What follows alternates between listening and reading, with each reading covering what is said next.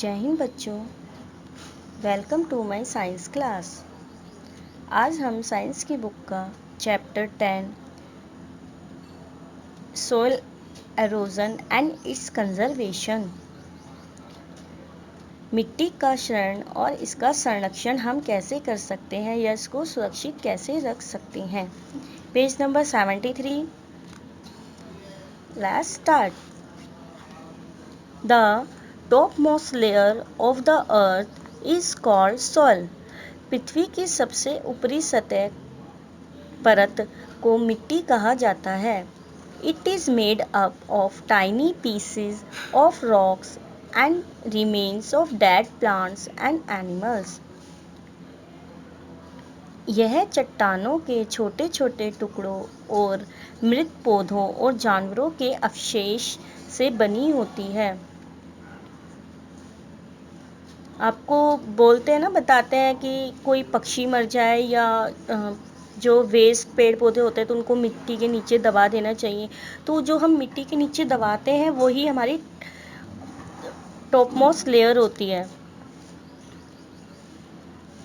Soil is extremely important for all living things. सभी जीवित चीज़ों के लिए मिट्टी अत्यंत महत्वपूर्ण है। देखो, आप पार्क में जाते हैं तो वहाँ भी खेलते हैं ना, मिट्टी जहाँ मिट्टी होती है उसके ऊपर खेलते हैं, कूदते हैं, तो इसलिए वो हमारे लिए बहुत ज़रूरी है और पेड़ पौधों के लिए भी। Plants grow in the soil. पौधे मिट्टी में उगते हैं। Soil provides all minerals that plants need to grow. पौधों को बढ़ने के लिए वो मिट्टी से ही अपने पोषक तत्वों की प्राप्ति करते हैं। Soil provides shelter to many animals.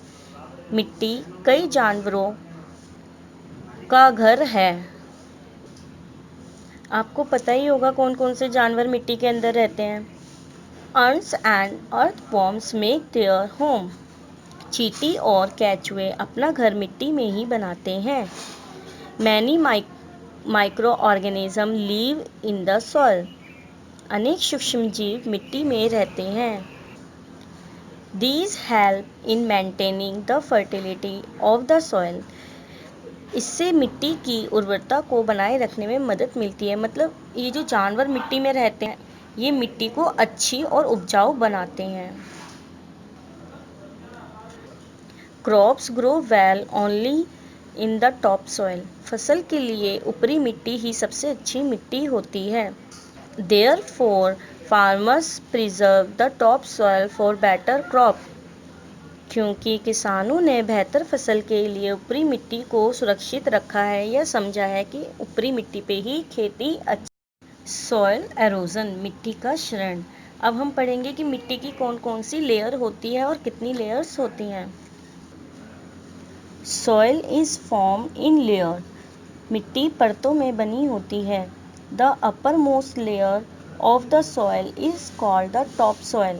मिट्टी की ऊपरी परत को ऊपरी मिट्टी कहा जाता है। The soil below the top soil is called the sub soil. ऊपरी मिट्टी के नीचे ही सब सॉइल होती है। It consist of broken rock pieces and is hard. यह टूटे हुए चट्टानों के टुकड़ों के होते हैं और हार्ड होते हैं। At the bottom of the sub soil there is a bed of rock called the bedrock. Sub soil के तल पर चट्टानों की एक परत होती है जिसे बेडरॉक कहा जाता है। The top layer of the soil is very fertile, soft and light. जो मिट्टी की ऊपरी परत लेयर होती है वो उपजाऊ होती है, नरम होती है और हल्की होती है। Sometimes it gets removed at certain places by wind, rain and floods. Flood means बाढ़। यह स्थान कई स्थानों पर तेज हवाओं, बारिश और बाढ़ से हट जाती है। The removal of fertile soil is called soil erosion. उपजाऊ मिट्टी को हटाने के लिए मिट्टी का क्षरण कहा जाता है। कि मतलब ये कैसे होता है, अब कैसे होता है ये आपको पता चल गया ना। रेन से जब बारिश आती है, बाढ़ आ जाती है, और हवा के द्वारा, क्योंकि जब हवा तेज चलती है तो क्या होता है, मिट्टी उड़ती है। The soil erosion makes the soil less fertile. भूमि का क्षरण मिट्टी की उपजाऊ को कम कर देता है। In such soil plants can not grow well. इसी मिट्टी में पौधे ज़्यादा नहीं बढ़ सकते, क्योंकि बार बार जब मिट्टी हटती रहेगी क्या पौधे ग्रो करेंगे, नहीं करेंगे ना। The crop yield goes down and farmers suffer. फसल की पैदावार कम हो जाती है और किसानों की परेशानी, इससे किसानों को क्या होता है, परेशानी उनको हो जाती है। An estimation was given by the Food and Agriculture Organization, a wing of the United Nations, that the global loss of productive and land through soil erosion is 5-7 million hectares per year. एक global level पर, वैश्विक स्तर पर, एक संयुक्त राष्ट्र की एक शाखा है फूड एंड एग्रीकल्चर ऑर्गेनाइजेशन के द्वारा आकलन देखा गया है कि भूमि को जब कटाव करते हैं, भूमि की जो कटाव करते हैं तो भूमि के वैश्विक क्षति कितनी होती है, इसको 5 से 7 मिलियन हेक्टर पर ईयर, एक साल में 5 to 7 million Hector. Agents of soil halogen.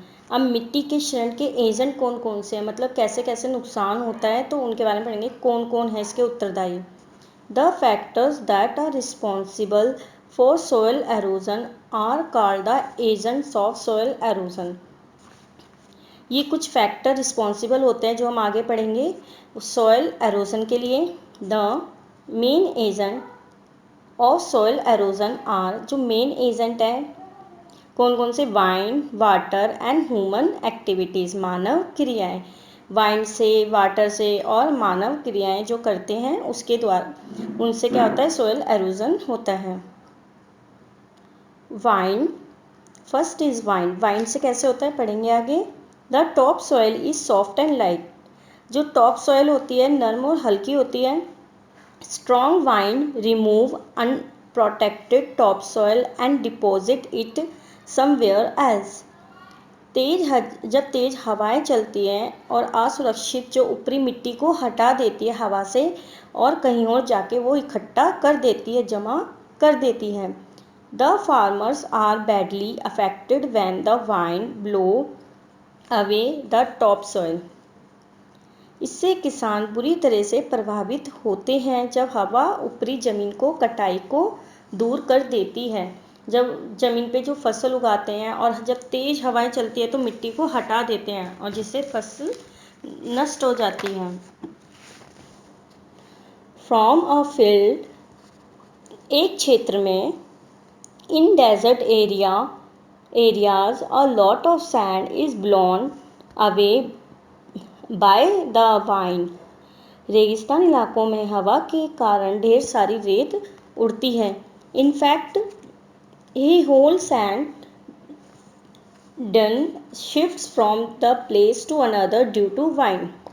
वास्तव में हवा के कारण जब मिट्टी हवा से जब उड़ती है तो एक स्थान से दूसरे स्थान पर जाकर एक टिब्बा सा, बालू का टिब्बा बना देती है।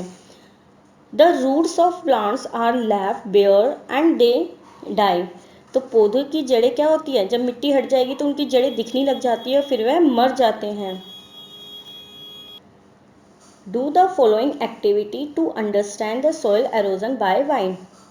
हवा से मिट्टी के क्षरण समझने के लिए आप ये ट्राई कर सकते हैं कि हवा से कैसे हो सकता है। पेज नंबर 74 पे आपको एक्टिविटी फर्स्ट दे रखी है कि देखना, आप पिक्चर एक मिट्टी का ढेर लगा रखा है और उस पर एक हमने फूंक मारी तो वो वहाँ से हवा के जरिए वो क्या होता है, उड़ने लग जाती है। तो आप ये एक्टिविटी घर पे ट्राई करना।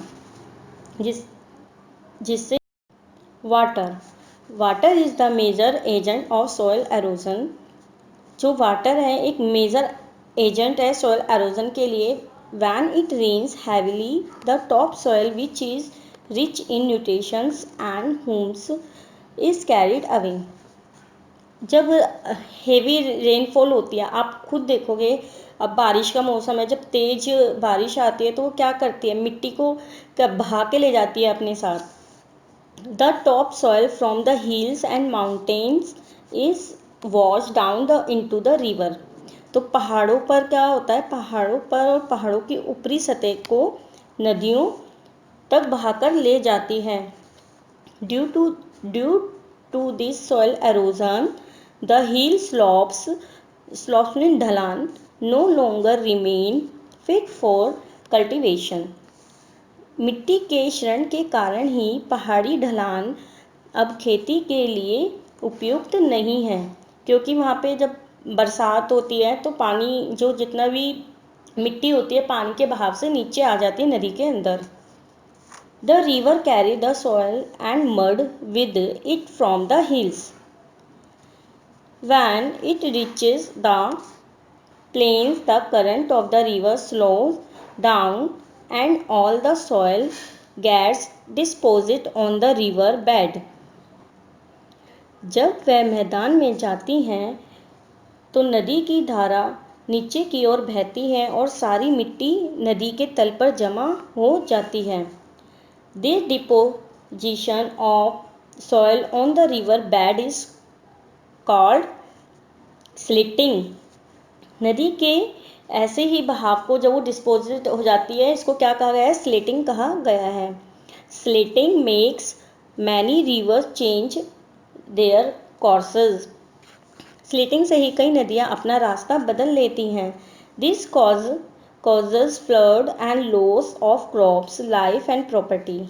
इससे बाढ़ और फसलों के जीवन और संपत्ति को नुकसान पहुंचता है, क्योंकि जब बाढ़ आ जाएगी तो क्या होगा, जहाँ भी घर वगैरह होंगे वो तो टूट जाएंगे और पानी उनमें भर जाएगा, इसलिए उनको नुकसान पहुंचता है।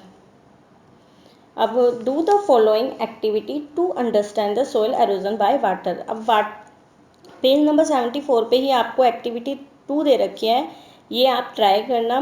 मिट्टी लेना और मिट्टी के ऊपर से पानी डालना, तो देखो मिट्टी बिल्कुल स्लेटिंग होता है ऊपर से नीचे। ह्यूमन एक्टिविटीज़, मानव क्रियाएं। Plants such as grasses, shrubs and trees bind the soil particles together.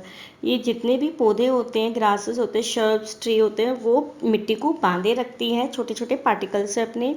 They protect top soil from getting washed away by rain and flowing water.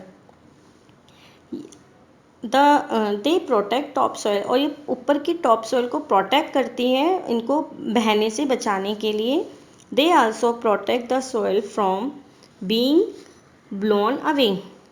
वे मिट्टी को भी उड़ जाने से बचाती हैं। In absence of plants the occurrence of soil erosion is more. पौधे की अनुपस्थिति में मिट्टी के क्षरण की घटना अधिक होती है।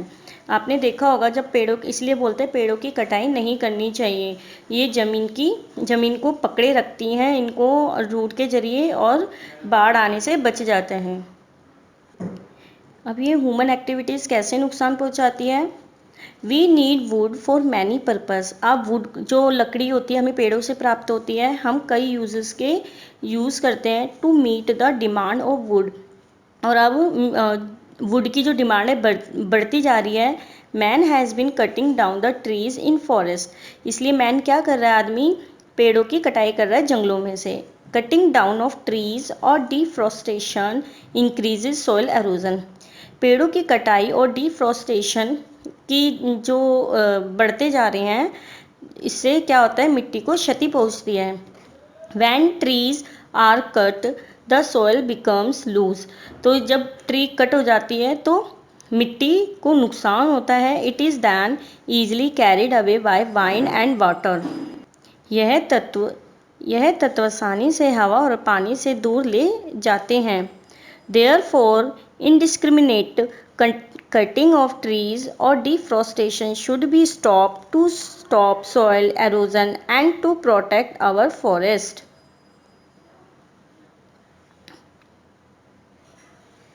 मिट्टी के कटाव को रोकने और वनों की रक्षा के लिए वृक्षों और डिफॉरेस्टेशन पर अंधाधुंध कटाई रोकने के लिए इनको क्या करना चाहिए, रोका जाना चाहिए। Man also leaves the cattle, goats and sheep to graze on the hill slopes or other pieces of land. आदमी भी जानवरों को हमारे लिए तथा पहाड़ी ढलानों पर चराने के लिए छोड़ देते हैं। Overgrazing by animal destroy the plant cover which results in increasing soil erosion. पशुओं की अति चराई से पौधों का आवरण नष्ट हो जाता है और जिसके परिणाम स्वरूप भूमि का क्षरण बढ़ जाता है, क्योंकि अगर वो ज़्यादा खाएंगे उनको तो क्या होगा, क्षति ही पहुंचनी है।